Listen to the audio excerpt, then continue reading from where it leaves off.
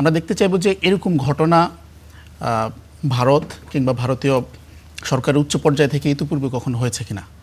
2023 সালে কানাডায় একটি হত্যাকাণ্ড হয়, যা একজন হচ্ছে শিখ নেতা হরদীপ সিং নিজার।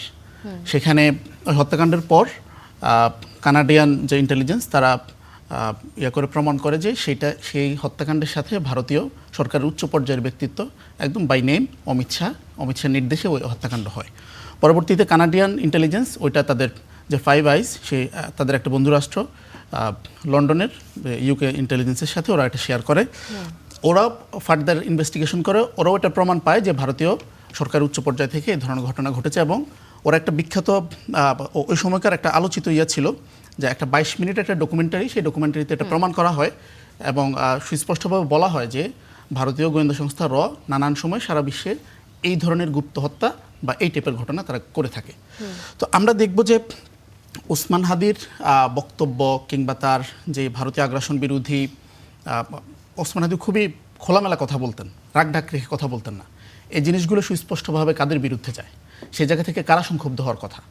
তো সেই জায়গা থেকে আমার মনে হয় যে মমতা ব্যানার্জির বক্তব্য আমলে নেওয়ার মতো যথেষ্ট এখানে সোর্স এবং যথেষ্ট বিশ্বাসযোগ্যতার জায়গা আছে।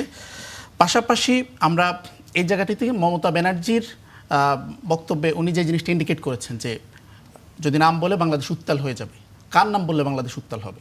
আমরা দেখব যে ঘটনার দিন আসলে কি হয়েছে। ঘটনার দিন দুপুর 2টা-2:30টার দিকে ওসমান হাদিকে গুলি করা হয়, আর সীমান্ত দিয়ে রাত 11টার দিকে হচ্ছে ফয়সাল এবং তার সহযোগী যে আলমগীর ওরা সীমান্ত দিয়ে নেত্রকোনা সীমান্ত দিয়ে পার হয়।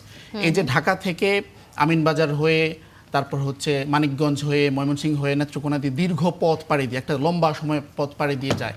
এই সময়টায় সরকারের পক্ষ থেকে সীমান্ত সিলগালা করার নির্দেশনা দেওয়া হয়। এরপরও কিভাবে এই দিক দিয়ে খুনিরা পালিয়ে যায়, যেখানে সন্ধ্যা 6টা 7টা 8টার মধ্যেই বেসরকারিভাবে অনেকে এটা কনফার্ম করে যে গুলিটা কে করেছে, কারা হাদির সাথে গত কয়েকদিন ধরে ছিল।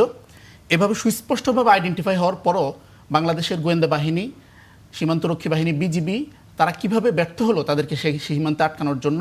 এবং এই পুরো ঘটনাটায় তারা ভারতে যায়, সেখানে ভারতে তাদেরকে কারা শেল্টার দেয়, এরপর তাদেরকে গ্রেফতার করে।